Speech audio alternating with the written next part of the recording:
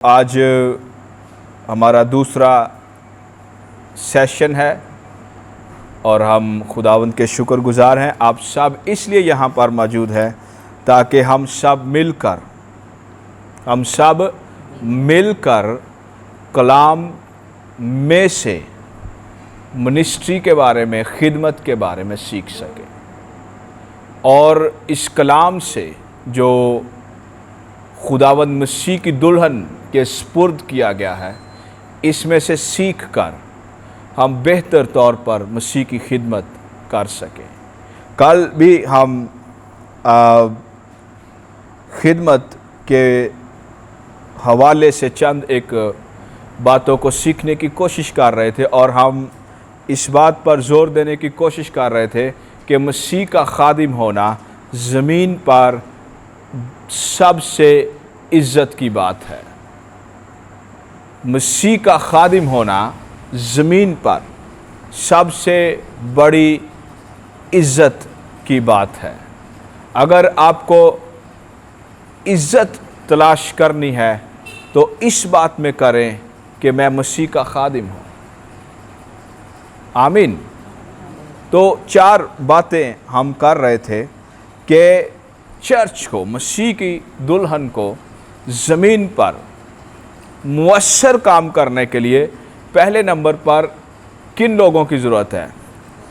Sweepers की, जो church के काम कर सके। उनमें सफाई का काम है, झाड़ू का काम है, टॉयलेट साफ़ करने का काम है और किचन के अंदर जो बर्तन होते हैं उनको वॉश करने का काम है। गली के अंदर आप झाड़ू देकर मसीह के खादिम होकर मसीह की खिदमत को सर अंजाम देख सकते हैं। और हमने देखा कि किस तरह माजी के अंदर ईमानदारों के जो अमाल थे खिदमत के, वो किस कदर उनके बोले बगैर दुनिया पर असर करते रहे।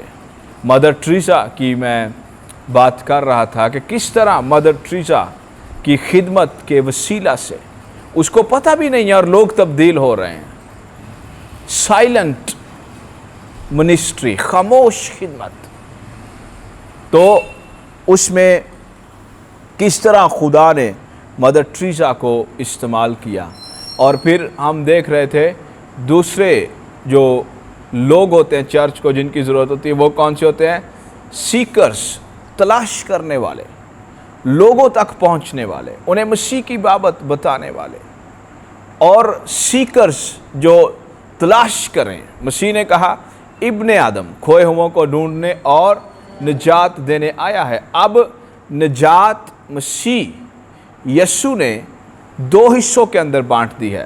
पहले निजात एक हिस्से के अंदर थी और वो सारा हिस्सा मसीह के पास था, लेकिन अब जो ज़मीनी हिस्सा है ये कलीसिया के पास है। और कलीसिया में हम इसलिए हैं, हमारी निजात इसलिए है ताकि हम दूसरों तक पहुँचें, उन्हें मसीह के पास लाने की कोशिश करें। उन्हें किसी तंजीम के पास ना लाएं, उन्हें कोशिश करें कि वो मसीह को जान जाएं।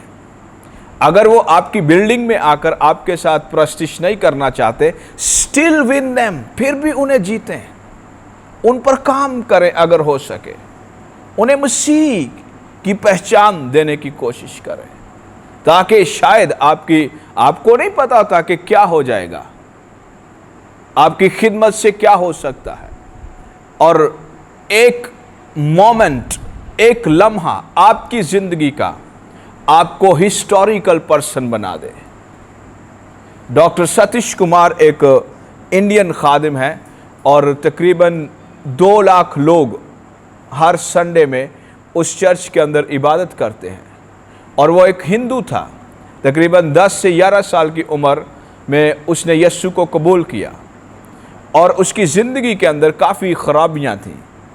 वेरी वर्स्ट लाइफ उसकी थी, ख़राब ज़िंदगी। और चोरी करना, सिगरेट पीना, नशेबाजी और गैंग्स के अंदर काम करना इस छोटे से बच्चे का काम था। और वो कहते हैं कि अक्सर मैंने अपनी माँ को ये कहते सुना कि अगर तू पैदा ही ना होता तो बेहतर था। तो कहता मैं अपनी ज़िंदगी से तंग आ गया।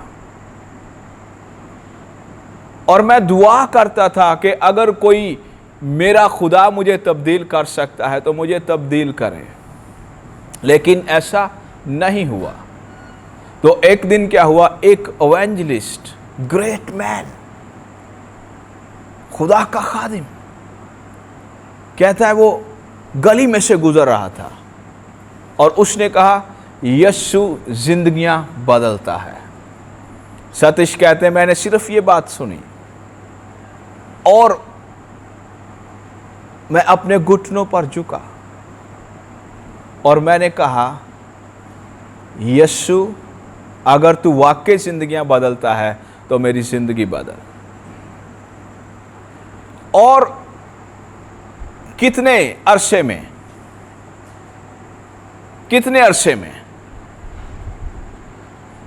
कोई बहुत लंबा अरसा नहीं, कहता जब मैंने घुटने टेके मसीह से ये कहा कि मेरी ज़िंदगी बदल, तो मैंने कहा जब मैं अपने घुटनों पर से उठ जाऊं तो मैं बदला हुआ शख्स हूं।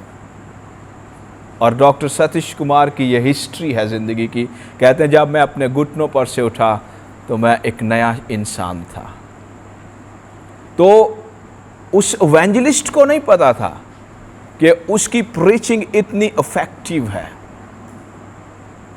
और उसने शायद बहुत काम किया है, लेकिन doctor Satish Kumar around the globe, पूरी दुनिया के अंदर जाकर कलाम सुनाते हैं और 2 लाख से ज़्यादा अटेंडेंस है उनके अपने चर्च की। और चर्च कर्जे से आज़ाद है, पाक है।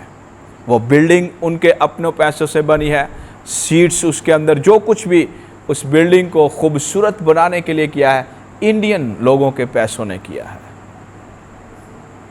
तो चर्च को ऐसे लोगों की ज़रूरत है जो क्या करें, लोगों को ढूंढें, उनके घर में जाकर अपने घर की कहानी ना सुनाएं, वो पहले ही सुन सुन के थके हुए हैं। दे नीड जीसस, उन्हें यीशु की ज़रूरत है। आमीन। तो तीसरी किस्म के लोग देने वाले,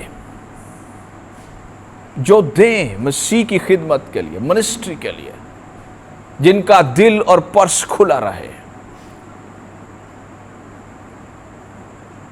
हम तो टाइथ देना बहुत मुश्किल समझते हैं, जो दायकी है 10वां हिस्सा आपके पैसे का जो खुदा का है, खुदा के पैसे में से जो खुदा का है, हमारे लिए तो बाज़-औक़ात वो भी मुश्किल होता है। लेकिन जब हम चर्च की बात करते हैं, कलीसिया की बात करते हैं, अक्सर हमारे दिलों में सवाल होते हैं, होने भी चाहिए, पूछना चाहिए, सीखना चाहिए। लेकिन इससे बढ़कर ईमानदार का सब कुछ मसीह का है। ईमानदार का पैसा ही सिर्फ खुदा का नहीं है, ईमानदार सर के बालों से पांव के तलवों तक मसीह का है। और ये स्टैंडर्ड है इब्तदाई कलीसिया का। आज से 2000 साल पहले जो चर्च जमीन पर पैदा हुआ, उनका ये मेयार है।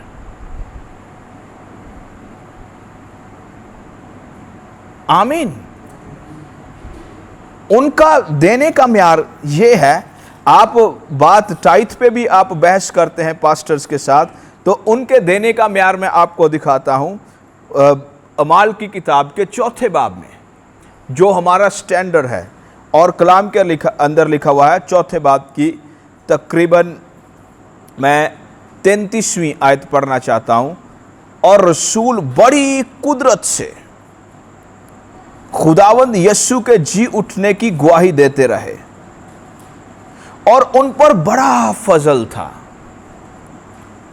क्योंकि उनमें कोई भी मोहताज ना था, इसलिए कि जो लोग जमीनों या घरों के मालिक थे, ये लेवल है चर्च का, कलीसिया का। मैं एल्डर्स की बात नहीं कर रहा, मैं पास्टर्स की बात नहीं कर रहा, बिशप्स, डीकन्स, ये चर्च के नुमाइंदे होते हैं, लेकिन मैं इनकी बात नहीं कर रहा, मैं कलीसिया की बात कर रहा हूं। यह चर्च का मेयार है, इसको कलीसिया कहते हैं।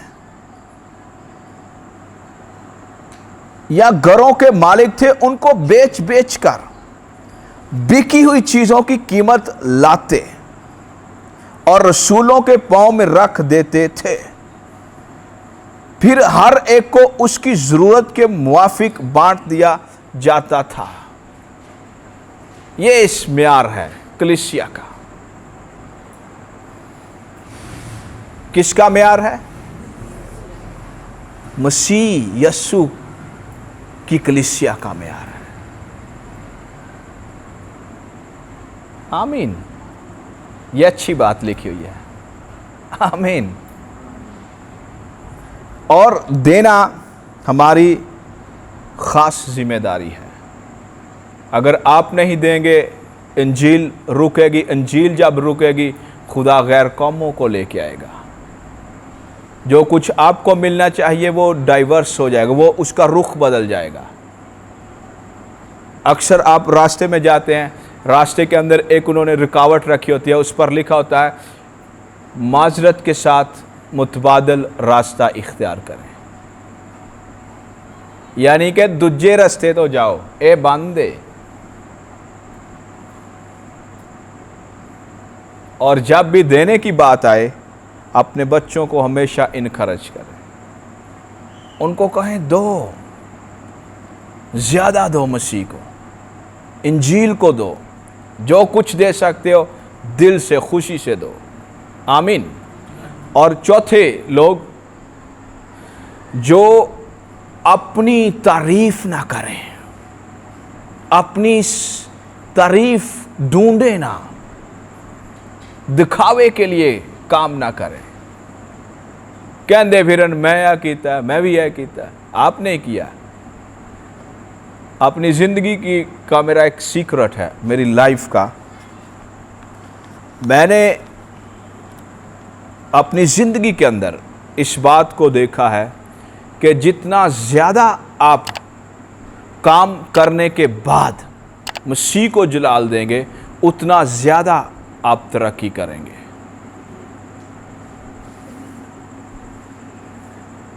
जब आप काम करने के बाद क्रेडिट ही नहीं ले रहे, अपनी तारीफ ही नहीं करवा रहे, आप ढूंढ नहीं रहे कोई आपको अप्रिशिएट करे, इससे मसीह आपको जल्द तरक्की देगा।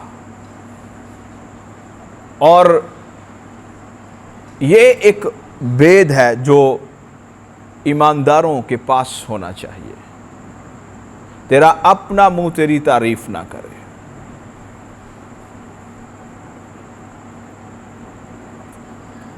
और यह चर्च को हुक्म है इमसाल की किताब में से कि तेरा अपना मुंह तेरी सिताइश ना करे, प्रेज ना करे। आप मसीह को जलाल दें। उस वक्त के अंदर एक SI मसीह ने एक दफ़ा कहा, self promotion is self demotion. Urdu के अंदर इसका आसान तर्जमा करके बताता हूँ। शायद वो ये कहना चाहते हैं जितना ज़्यादा आप अपने आप को ऊपर लाने की कोशिश करेंगे, उतना ज़्यादा आप नीचे जाएंगे। हो सकता है आपके पास वसाइल हों ऐसे जिनसे आप वाकई ऊपर जाएं, लेकिन बातनी जंग आपकी ये रहेगी, आप आसूदा नहीं होंगे, आप खुश नहीं होंगे, आप इनर बैटल, अंदरूनी जंग हार जाएंगे।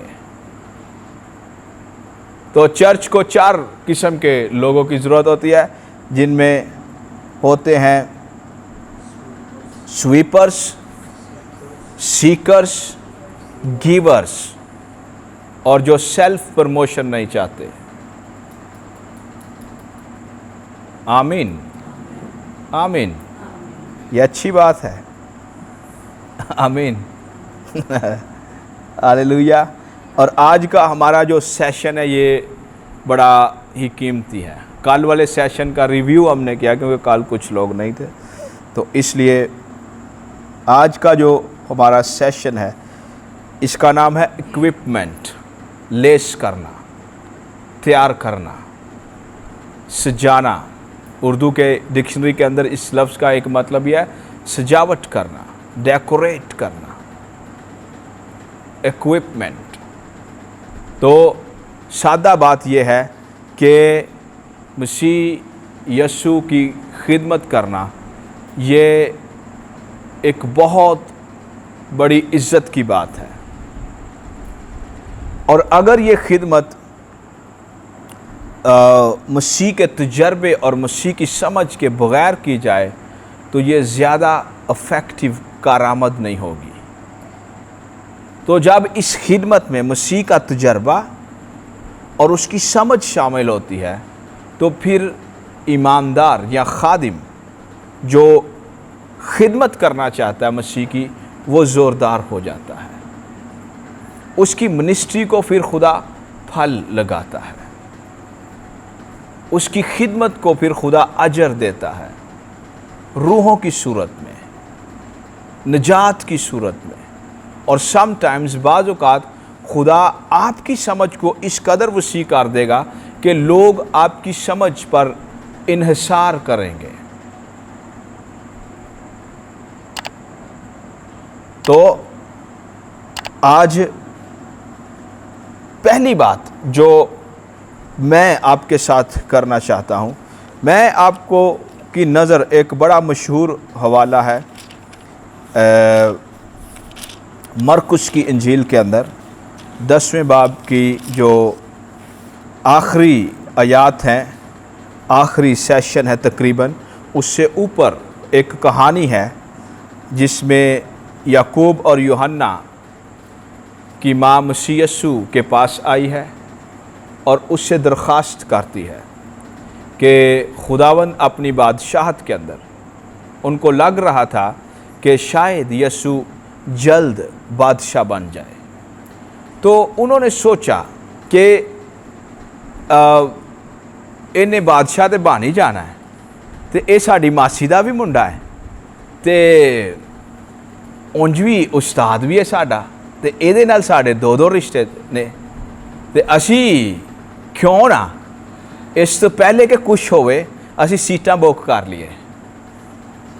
और इस जगह पे उन्होंने दरख्वास्त की है यीशु से कि एक मसीह के इधर बैठे, एक इधर बैठे, और जब यीशु तख्त पर हो वो भी मसीह के साथ सामने नज़र आए। तो फिर मसीह ने इस वाक़े के अंदर एक करेक्टिव, दुरुस्त करने वाला कलाम का बीज फेंका। तो इसमें फिर यीशु ने कहा कि मगर तुम में ऐसा नहीं है, बल्कि जो तुम में बड़ा होना चाहे वो तुम्हारा खादिम बने, डियाकनोस, डीकन, और जो तुम में अव्वल होना चाहे वो सब का गुलाम बने। क्योंकि अब मसीह उस कलाम का नमूना उनके सामने रखने लगा है। आमीन। क्योंकि इब्ने आदम भी इसलिए नहीं आया कि खिदमत ले, बल्कि इसलिए कि खिदमत करे। और उस खिदमत की अब पीक मसीह यीशु हमें दिखाने लगे हैं, हम पर ये मुकाशफा खोलने लगे हैं, और अपनी जान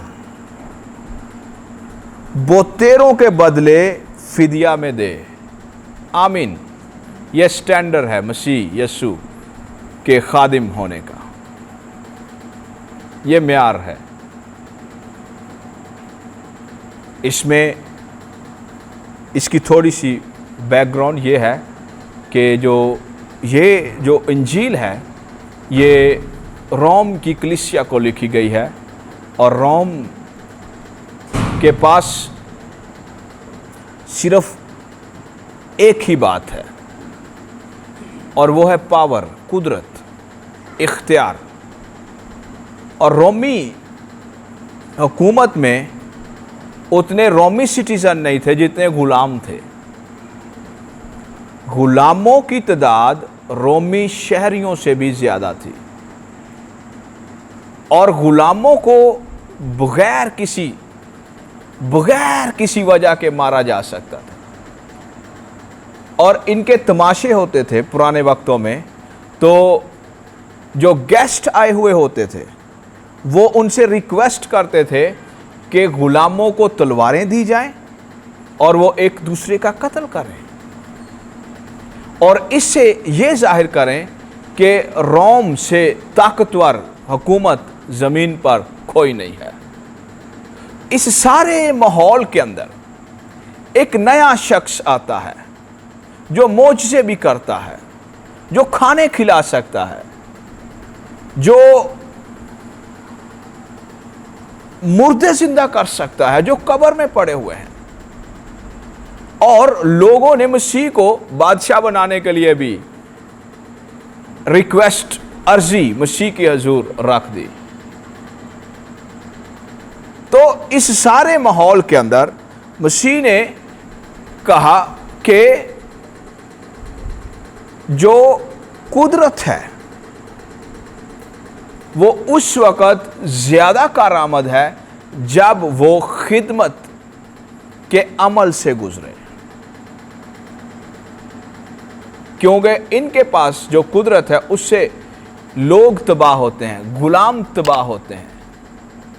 लेकिन यीशु उस माहौल के अंदर, अब मसीह खिदमत को उस कल्चर के अंदर, उस माहौल में रहकर उनके कामों से जोड़ रहा है। मसीह यीशु कह रहा है कि तुम खादम भी बन जाओ और गुलाम बन जाओ।